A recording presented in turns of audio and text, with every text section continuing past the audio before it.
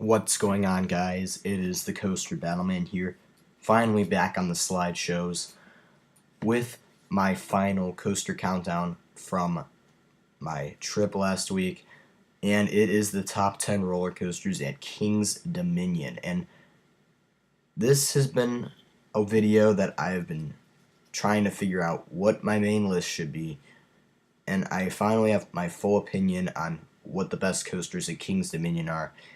But the only unfortunate thing about this list is that Volcano was closed because it needs some new parts, is what one of the employees said. So it needed some new parts for part of the ride. Yeah, and Intimates break down a lot too, so it won't be on this list, but if it was, it'd probably be in the top 5, but we're going to move on. These are the 10 best roller coasters at King's Dominion, in my opinion, excluding Volcano because I couldn't ride it, but if it was on this list, it would be in the top 5 most likely. Coming in at number 10 is Anaconda, and this is an aerodynamics custom looper, and I've heard a ton of bad reviews, and I had very low expectations for this coaster, and I was pleasantly surprised. I thought this coaster would bang my head around, but it didn't really bang my head around that much. It was just a shaky ride, which it was still very, it wasn't really smooth at all, but it was just shaky, and the head banging wasn't really, I didn't get as much head banging as I thought. And I've ridden this, I actually rode this quite a lot of times at King's Dominion because it didn't really have a line. And I got to ride this coaster at night, and I was the only person on the train, which was something that's never occurred before for me when I've rode a coaster. Like, I've never been the only person on a train for a roller coaster. That was just a really cool moment. Even though it was just Anaconda, that was still one of the coolest rides I've ever had on any coaster, even though the ride experience wasn't that great. But Anaconda, it's at number 10, and the color scheme is pretty good too. Number 9 is Racer 75, and this coaster used to be called Rebel Yell, but then they changed it for 2018 into Racer 75. And one thing I don't like about this coaster is how confusing the sides are. Like, you don't know, like, if you're red side or blue side. It'd be nice if they had the red trains on one side and then the blue trains on the other side. But this coaster, I rode this coaster with one train on one side and 2 trains on both sides and dueling. And dueling is decent, and at the top of the lift hill you get a pretty sweet view of Intimidator 305. And that was probably my favorite part of the ride. The rest of it was okay. There was some shakier parts of the ride, and then there were some smoother parts. But this coaster was, I wouldn't say it was a bad coaster, but I wouldn't say it was some great ride either. I thought it was just okay. Number 8 is Flight of Fear, and this coaster is the indoor spaghetti bowl, and it's probably my least favorite of the 3 I've ridden. My favorite being Joker's Jinx, second being the Kings Island Flight of Fear. But this Flight of Fear was overall kind of a decent ride. The first launch was pretty good, but it was pretty shaky. That's one thing I've noticed with a lot of these King's Dominion roller coasters. They're actually not the smoothest. But Flight of Fear, at least it had lap bars. If it had over-the-shoulder restraints, that'd be a head-banging machine. And overall, it was pretty shaky. And the first ride I had on it, I really did not like it. And the second ride I had on this, I actually enjoyed it quite a bit. So I feel like with Flight of Fear, it's pretty inconsistent with your rides on it.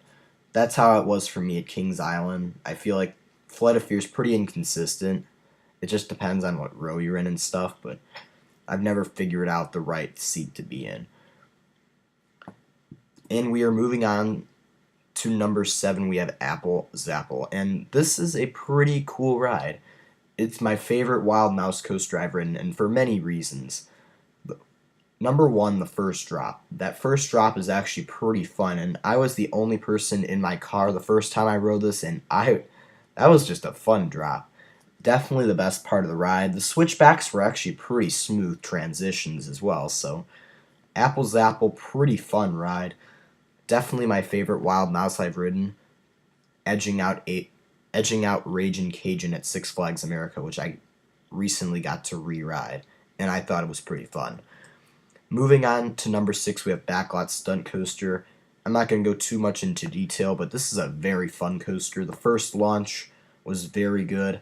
You grade out on the first helix, that helix section right after the first launch, and overall the ride was pretty fun, but it wasn't as good as the Kings Island version because the fire effects some of the effects didn't work, and it was a bit rougher than the Kings Island one, but it was still fairly pretty smooth. So we are moving on to the top 5, and number 5 is Avalanche, and this is the bobsled coaster, and you might be asking, why is this coaster so high? This is probably the most underrated coaster I've ever ridden. Like, I've never ridden a bobsled before, and this was such a unique ride for me. It was such a fun ride. But the more in the front you are on this coaster, the better your experience, and the turns were pretty fun. And it was such a unique ride for me, and I've never ridden a bobsled, like I said. And it's pretty cool. It's themed to skiing, and you have all these different countries and stuff, and it's like a really cool experience and very fun ride. It is a bit shakier in the back, but in the front it's definitely a very, very fun experience, but the back is a bit shakier.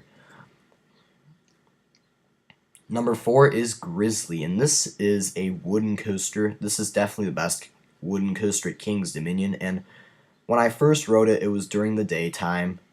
I was like, yeah, it's probably like a 6 out of 10 coaster. And then I rode it at night. Like, wow, this is an awesome night ride. One of the best night rides in the park, easily.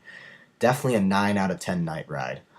This coaster, it may be a bit rougher, on the rougher side, or it's not as smooth as some other woodies I've ridden, but it's not horrible when it comes to the roughness. And this coaster had an awesome drop, and I really recommend front row at night. And like front row at night, you can't even see the bottom of the first drop, and it's an awesome experience. Very cool ride. Overall, Grizzly, very fun ride, and that grizzly bear statue is pretty cool as well in front of the ride. So Grizzly, pretty hidden coaster as well. Overall, definitely the 4th best coaster at Kings Dominion, and probably a top 3 night ride at Kings Dominion. Number 3 is Dominator, and this is a pretty fun coaster, day or night. And one thing I like about this coaster is that the colors switch throughout the ride. It goes from the orange drop to the yellow vertical loop to the orange track after that for the rest of the ride. And Dominator is definitely my favorite floorless, way better than Rougarou, and definitely has probably my favorite Cobra roll out of any coaster. The Cobra roll was a very fun element. The corkscrews were decent, and the vertical loop was awesome as well. Very fun drop. It was a pretty smooth coaster for a floorless that was relocated, and the operations were very good on it. And this coaster, when I rode it, it barely got any line, so I just kept on riding it, and I probably rode this more than any other coaster at Kings Dominion. Very fun coaster. Number 2 is Intimidator 305, and you may be saying, why is this at number 2? Why isn't this the best coaster in the park? Well, here is why. 1, it is a very short ride, and 2, the airtime wasn't as strong as I thought it would be. There are a few hills, but they didn't really give them that much airtime, just a little bit, and not really a strong airtime moment. But other than that, this coaster is amazing. Amazing first drop, and you gray out or even black out on that first turn, like, for quite some time. Like, it's a super intense coaster. The turns are awesome and very Maverick-like and just super cool. The only thing I don't like about this coaster is that there's not really that much airtime and the ride isn't as long. But other than that, this is an awesome coaster, and even though this coaster did kind of disappoint me, this was still an amazing ride. Definitely going to be in my top 25. That's for sure. And my number 1 is Twisted Timbers. This is one of my favorite roller coasters I've ever ridden. This is an awesome ride. Definitely a job well done by RMC yet again. And this is the second RMC I've ever ridden. The third will be Steel Vengeance, which it's the Steel Vengeance versus Fury kind of stakes here. But Twisted Timbers, definitely an awesome RMC hybrid. The first drop is definitely a very exciting drop. It's just like Storm Chaser's drop. And this coaster is an airtime machine. There's tons of ejector airtime. And it's just a very fun ride. Super powerful airtime. There's some very nice turns on here as well. And it just keeps on going and going and going. And it's glossy smooth as well. So this is definitely the best coaster at King's Dominion. And I'm pretty surprised that this coaster was better than Intimidator 305 in my opinion. Like, there's all those Intimidator 305 fans because of Coaster Studios making it overrated, unfortunately. And the overhype made it not as good as I thought. While Twisted Timbers definitely was the best coaster at King's Dominion, seriously, this coaster is unbelievable. You guys gotta ride it for yourselves. Such an amazing ride. And that's all for this video, guys. My next 4 videos will be the reviews for all of the amusement parks I have been to the previous week.